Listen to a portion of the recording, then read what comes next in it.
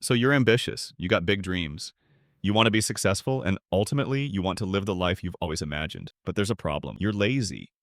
You know exactly what you should be doing, yet you don't do it, leading to feelings of guilt because deep down you know you're capable of more. This guilt builds up over days, weeks, months, until it turns into acceptance. And then the new year arrives. With it, the same goals from last year. You start off strong, fueled by motivation and a bit of delusion. But before you know it, procrastination creeps in. Like that one relative who always shows up uninvited. Your lingering procrastination turns into a daily cycle of laziness.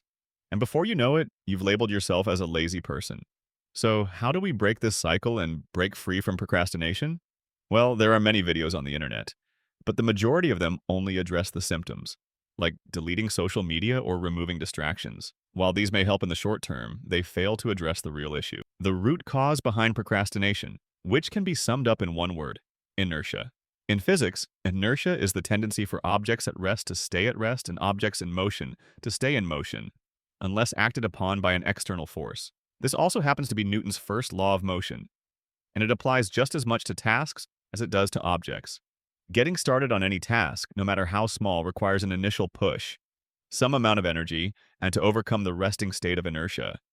And this is precisely the issue. We make this initial push so big and difficult in our minds that instead we just avoid the task entirely and distract ourselves with cheap dopamine-inducing activities. So, to break procrastination, we need to break inertia. And there are two ways to do this. Getting started is the most difficult part.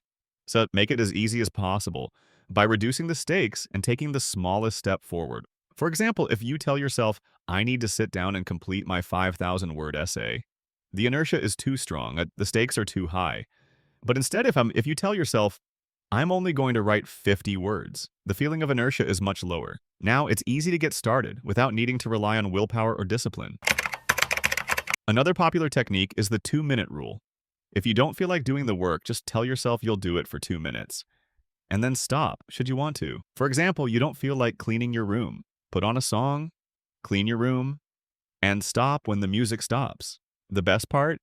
Usually you'll continue longer than 2 minutes, or you'll end up writing more than 50 words, and this is because objects in motion stay in motion. Once we get started, we gain momentum, and this momentum keeps us going for longer. Initially, it's like pushing a ball uphill, but once we pass the point of inertia, it's downhill from there. And that's why it's important that the initial push is small and easy. In other words, reduce the stakes and start with just 2 minutes. You can apply these two methods to any area of your life to overcome procrastination, whether that's getting to the gym, working on your side hustle, maintaining your relationships, or pretty much anything you can think of. As Martin Luther King once said, you don't have to see the whole staircase, just take the first step.